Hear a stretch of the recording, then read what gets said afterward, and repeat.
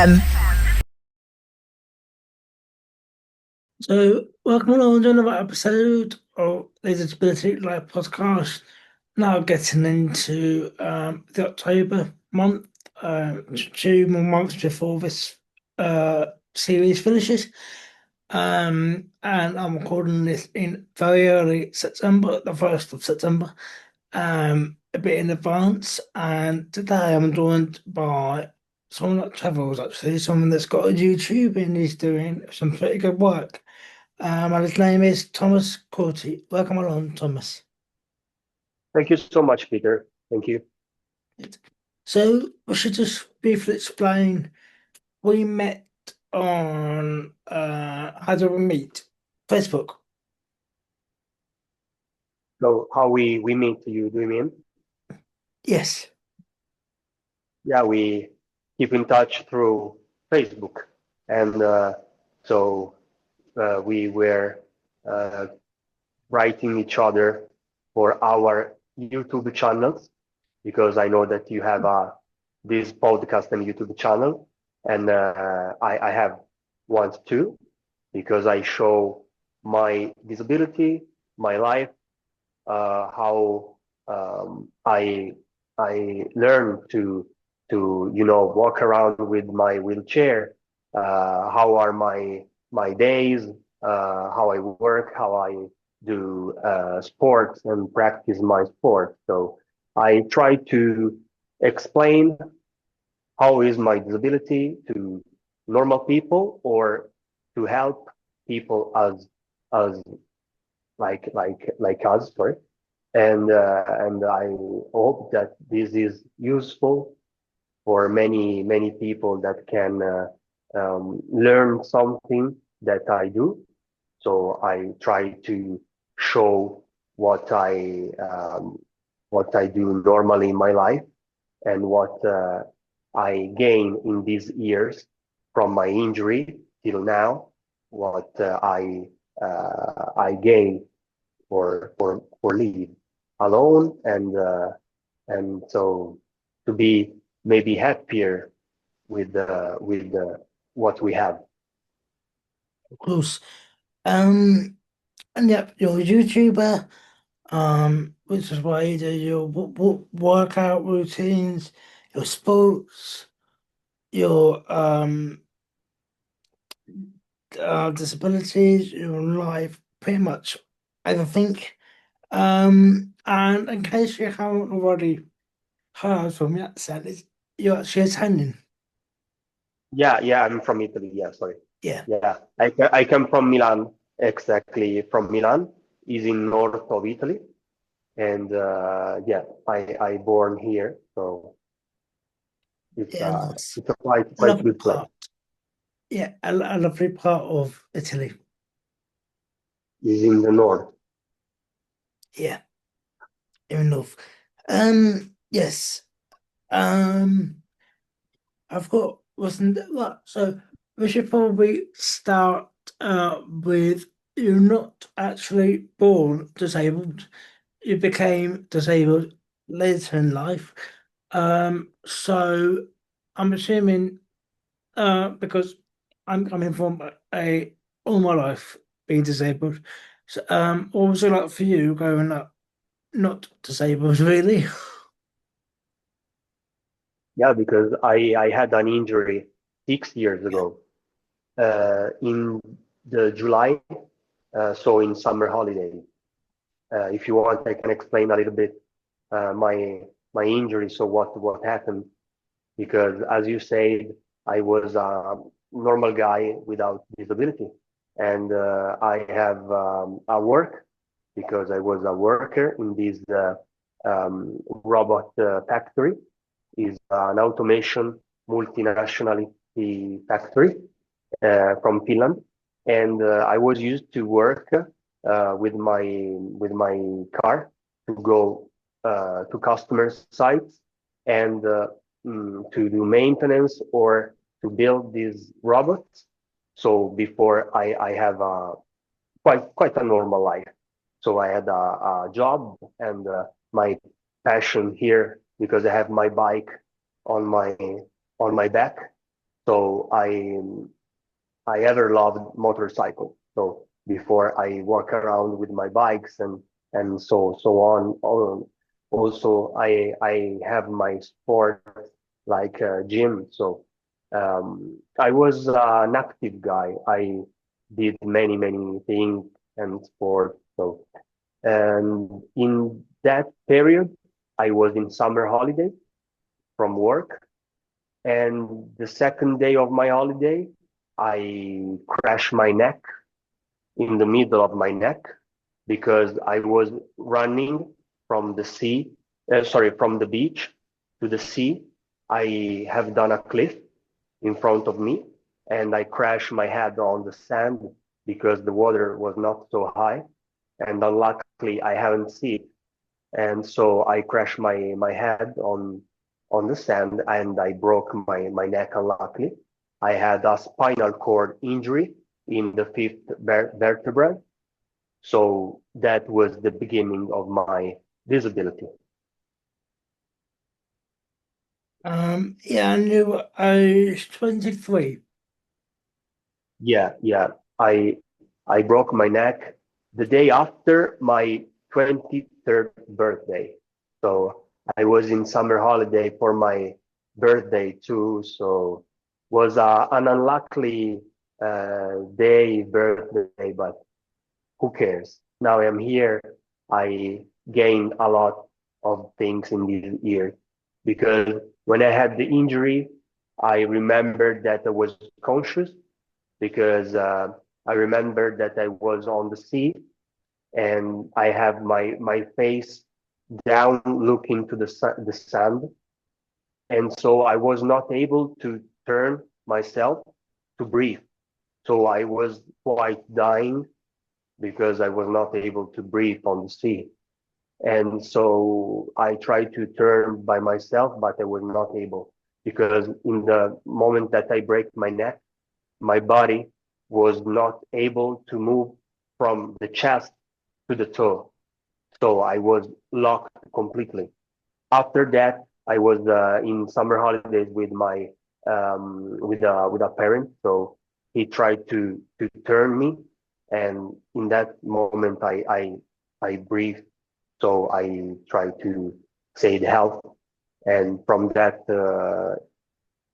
that what happened, it comes the ambulance. So they take me to the hospital, and from there I come back to Milan because I was doing my summer holiday in center of Italy, and so I come back to Milan to stay 7 months for my rehab. So I had 7 hard months from this rehab to come back home. So understanding what was a wheelchair, what was this word, because I never see a wheelchair. I was not, I was not used to do this kind of life. But at least from that period, with my strong head, I try to figure out to focus on what I still have because I still have my arm, some power on it to do still my gym as I was to used to do before my injury. So the little things that I can do and then that I like, I try to do it again. So my sports, for example, I practice wheelchair volleyball or Muay Thai. So is the boxing Yeah, from wheelchair. So I still do sport. I still do quite a normal life. So I trying to keep focused on what I have and not what I lost. This is very important. absolutely. And yeah, what a great start to 20, your year being 23. Um, so yeah, so you were 2 week. This was 2 weeks. No, you were there for 7 months, sorry. In rehab, 6, 7 months. Um, and so before we go any further with after that, you spoke about the initial incident when it happened. How was rehab? How was my rehab? Do you mean after Yeah. my crash? Yes. Was was strange because from what I was used to do, so using my hands, using my legs, um, I meet some special person on the hospital that helped me to understand how I can um, still still use my arms or Absolutely. Yeah. hands because I cannot use so much my hands, and they try to explain to me how I can breathe my teeth or doing my verb. So I trying to learn a little bit from zero, again from zero, what was my body to trying to live again. So from simple things of our life, as I said before, for example, to breathe teeth or just walking around with a wheelchair. So I practice all of these things and also gym to build up my muscle to be stronger, to maybe doing some transfer from my wheelchair to the bed or from the bed to the wheelchair. So to trying to be more autonomous as possible.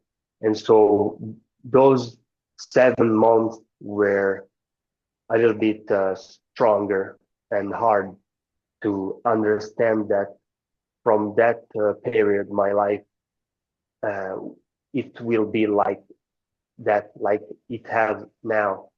So, from maybe a normal life with that you can stand up and walk to this is is really really an hard thing to do. But at least as I said, I try to take the best from this situation and go forward. Absolutely. And when you came out of rehab, to put into context, this was 2 weeks before COVID. So Italy, you closed down in February 2020, and then most other countries happened after. So we kind of like copied your lockdown plan, if you like, afterwards. Yeah. So coming back from rehab and just starting a new life in a wheelchair to COVID, you know, I was that particular moment, the switch. Yeah, it was a particular moment because I exit from the hospital the 2nd February of 2020. So after 2 weeks, as you said, in Italy was the COVID was arrived. So we were closed in our home. And luckily, after that period, for me was something that helped me because I was not passed directly from hospital to normal life, to see people walk around, to go on streets with my wheelchair, to trying to live normally. Because after that I came out from the hospital, I come back home and we were all closed. So luckily, my parents, where I lived before with my parents, we have a house that we have a private garden with other houses. So I can go down on, on the street, this street that was private, and I I can go for a walk with my wheelchair alone without problems, staying outside, but without seeing anyone, any people, any person.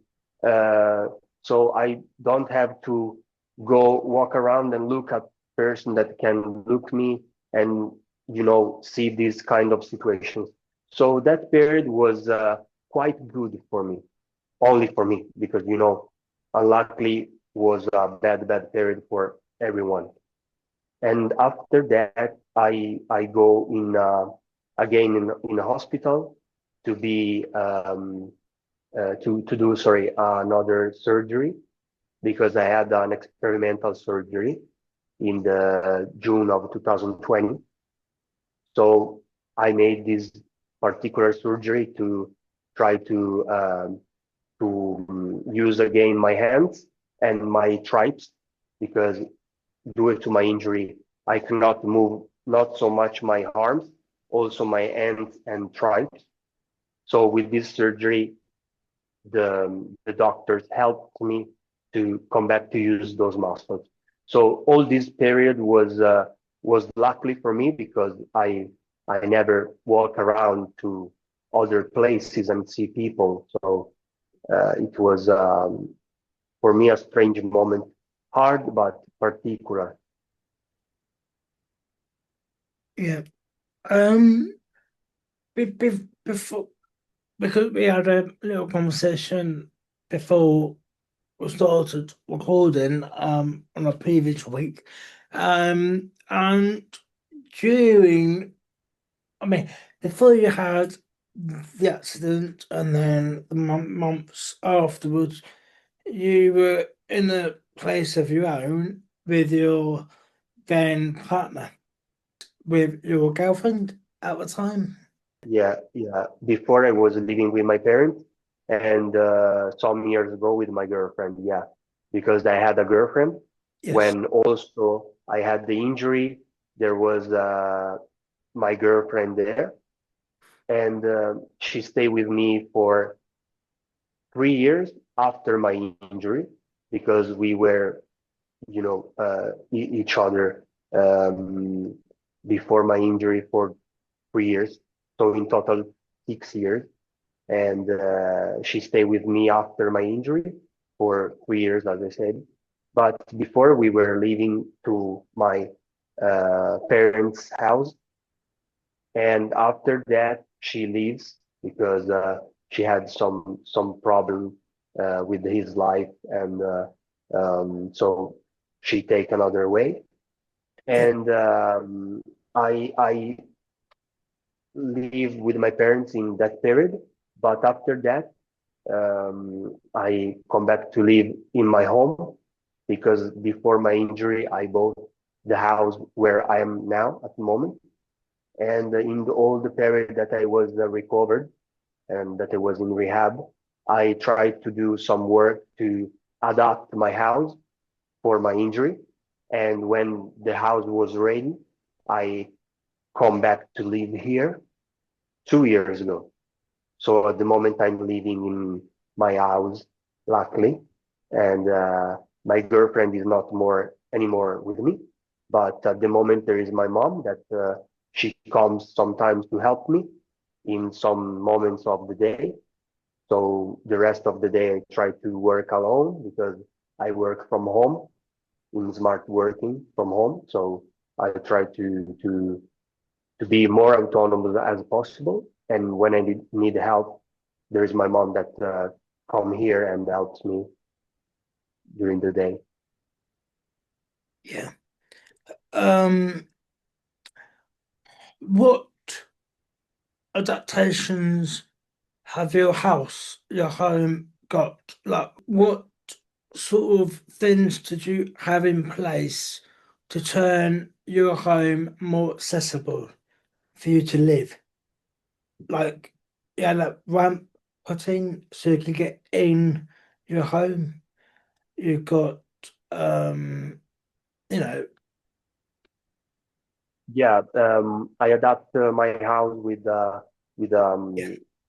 with a ramp to get in, and also my house is not on one floor; it is on two floors. So I have a stairs with a special robot, with the um, with Bzzz.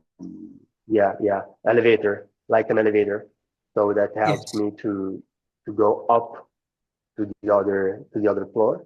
So are only these two big adaptations that I do in my house to live. Okay. Um,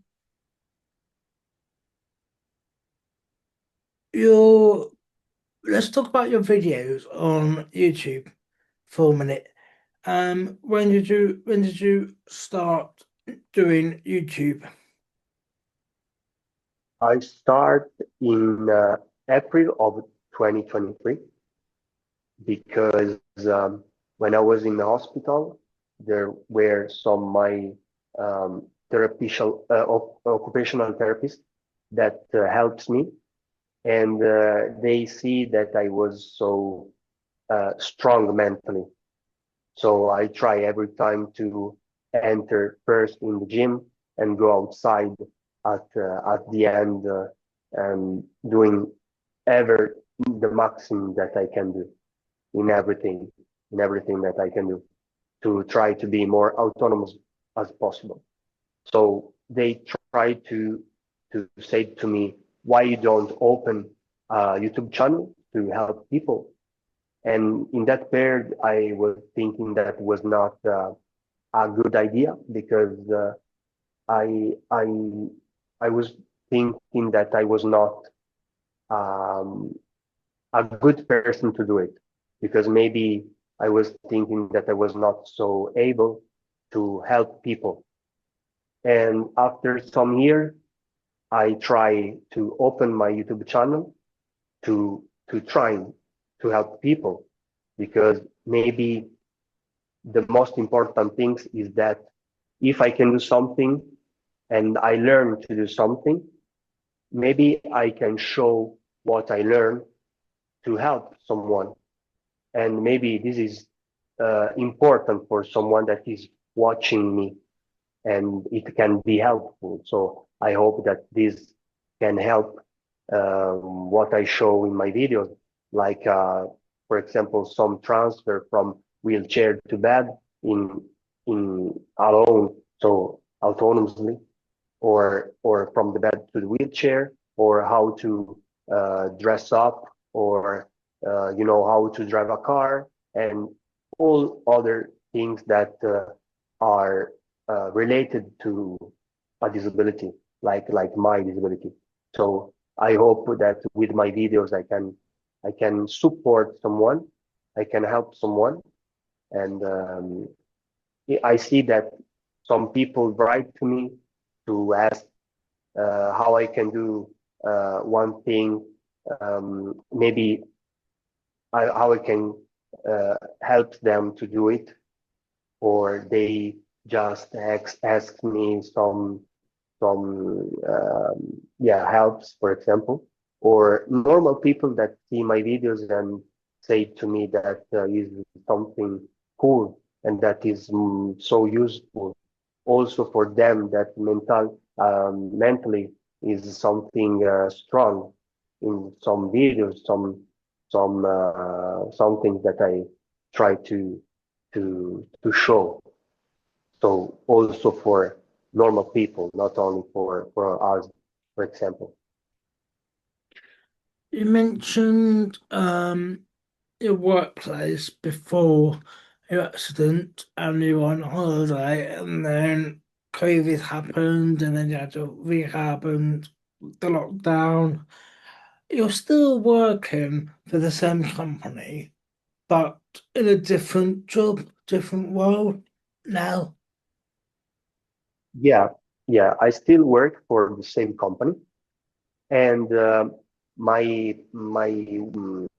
role is quite the same because I'm still um, technician, but like special support because before I physically work on the robot, Yeah. so just doing maintenance or repair the robot. But at the moment I work from the computer, so I try to help customers if they need um, some help about the system. If the system is locked, I try to help them to restart the system. So like phone call support, or just trying to help them for some pieces that maybe they need as spares. So I doing offers, orders for pieces about the system and other things related to support the customers care. So it's quite the same job as before, but before I worked directly with Robert, and now I work behind a computer, but ever as technician, as support technician. Um, and the robot system, what exactly is that? Um, what is it? It's not car. It's what's the company do? Is a special robot that doing pallet handling. So, for Oh, example, we can work in many automation industries where our robots take physically some mechanical pallet and uh, transport this pallet to the machines that work these pieces on the pallet. So they are metal pieces that can be worked. And for example, I work with our company. We can install some robot for build a motor or an engine for a car or for a navy for a boat. So you can use this kind of robot in many situations. It depends which robot do you need, but the normal situation is that we use this robot as pallet handling in automation factories. okay. Um, and um, behind you, I mentioned this last time we spoke. Talking about podcast. Monster Energy. You seem to have a bunch of them behind you on the camera. Um, do you collect these cans? Yeah, yeah, yeah. I I have this passion about Monster Energy tanks because it's something that I ever drink, and I start from some tanks because they are with a special drawing, with a special tanks, and they are great to see them. So I when I bought this house, I see this little place behind me where I can show my bike because was a dream for me to have my bike on my living room because at the moment I'm on my living room. So it was a dream that I ever had. And also when I start to collect these Monster Energy tanks, I put them there. So they are part of my living room. And we should probably, I should have started with this question, but um, with your spinal cord injury, um, does that mean that you can't feel your legs or um you're paralyzed from the waist down? What can you feel? What? Do your legs still work in some sense? Not really, because my injury is a complete spinal cord injury from the fifth vertebra. So practically, I am quite paralyzed from here. So from my chest Yep. to the toe. But I can feel some muscle without moving them. For example, I can feel my legs if I can touch them, and if I can try to move them, I can feel some movement, but they are not so strong, my muscle, to complete the movement. So my legs practically they doesn't move. So they stay as they are at Yeah. the moment. Stop. So Okay. We were mentioning sports earlier. Volleyball, and all those sports. What sports do you do now? um, is reverse side because before my injury, I do only gym every day. So I take weights and, as a normal gym. After my injury, I try many sports because on the hospital that I was recovered with the rehab, we have an association that has many sports. So I try um, ping pong, the table tennis, and also I try basket or ultimate is with the frisbee. You Yeah. have to throw it and nice sport. And I do at the moment wheelchair volleyball and boxing. So as I said before, And would you want to maybe Paralympics in the future? okay, uh, yeah, why not?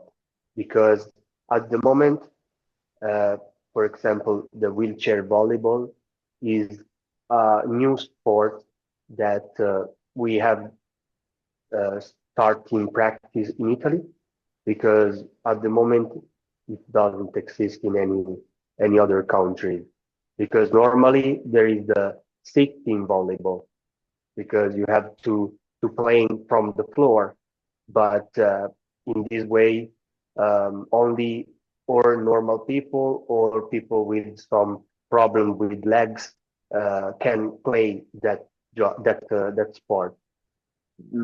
Is also Paralympic sport, but it's strange that no one never talks uh, to take a wheelchair like the basketball chairs, wheelchairs. So we play with that wheels as you know in these special wheelchairs, and we play with that.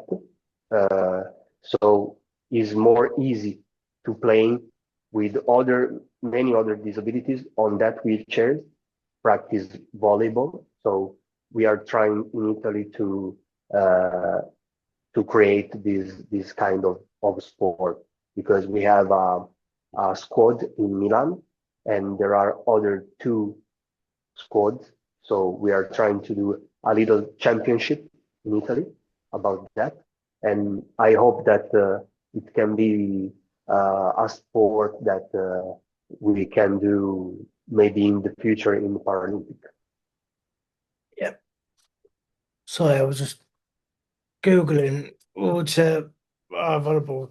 And yeah, it's quite unique because we have sitting volleyball on the floor, like I said, but not so much wheelchair version.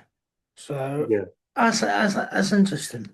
Um, and then um, Is there anything else you want to talk about?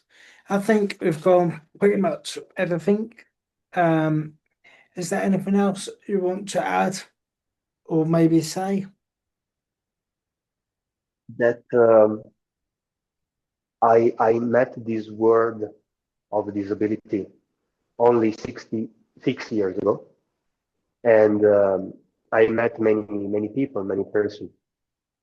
Uh, every time I try to talk with them to understand their um, stories, because everyone has a particular story, and so I hope that with my videos, my story, I can help someone to be maybe more autonomous or more stronger to take their life in their hands. So I would like to help people, and also I can see from other people that a life on a wheelchair is possible. As if you remember, some weeks ago we talked together, and you asked me if I was happy to live on my wheelchair, and I said to you yes, because I I see that I was quite bad 6 years ago, and from there I tried to take the best of what I have, because I'm still lucky. I'm still lucky. There are many people that they don't have what I have, and so I would like to take every single simple things that I have and take it with me in my life to be happier, to be happy of what I have, and trying to explain this to other people, because it's not easy to live on a wheelchair. It's not easy to go forward on our days, but maybe there is still something to to fight, to go forward, something that you have, that you can say, I'm lucky that I have this, and I can, for example, do sport or following what I love, for example, motorcycling. I can still go with my friends or parents to watch a motorsports on live.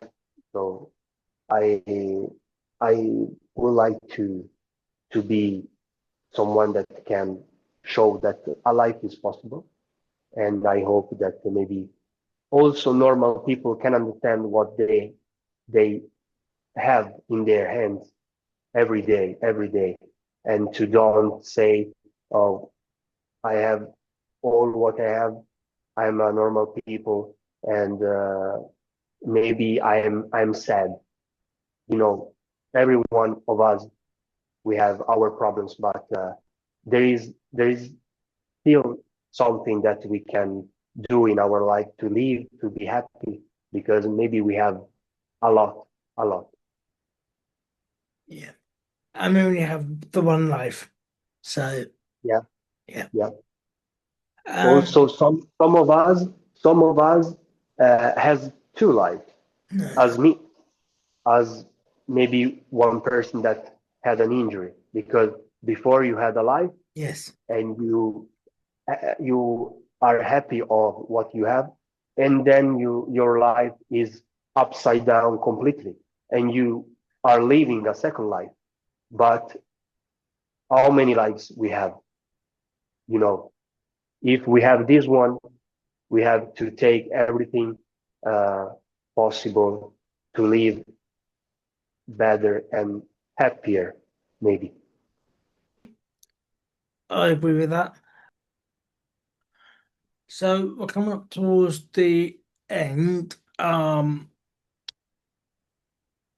First of all, share your YouTube. So what's your YouTube channel called? Any other social media, like Instagram, I think you've got. Yeah. Yeah. People can find me on YouTube as my name and surname because my name is Thomas, is writing like Thomas, Yep. and my surname is Corti, Corti. Yep. So simply like that. And if you open my channel, you see a big word or sign that is my motto is impossible is nothing. This is the first page that you see on my YouTube channel. Is something that I take with me every time in every places since I was a normal guy, and this was my motto. Impossible is nothing. So is still that one, and also people can find me on Instagram or YouTube, sorry, or Facebook, also with my name. You can write my name and you see my big face with a wheelchair, and you can find me easily. Absolutely. And last question. I ask everyone this on podcast. What tips or advice would you give to someone that's recently crashed, has an accident like yours? Don't give up. Don't give up. Never. Because as I said before, if you are alive, maybe you have still something to fight, to come back to your life, to something that you like and what you have in your life. So to don't give up, to fight. And I see also many people like me come back to walk. So if something wrong happens, an injury, an accident, and there is still some probability that you can go forward in your life and you can still lead, you can go forward and don't look back. Never look back. Look forwards. Yeah. Yeah. And well, that's the end. But thank you for coming on, Thomas. Thanks to you, Peter. Thanks a lot. It was a nice evening, nice talk to you. Yeah. And thank you for doing this, during our behind. So No problem.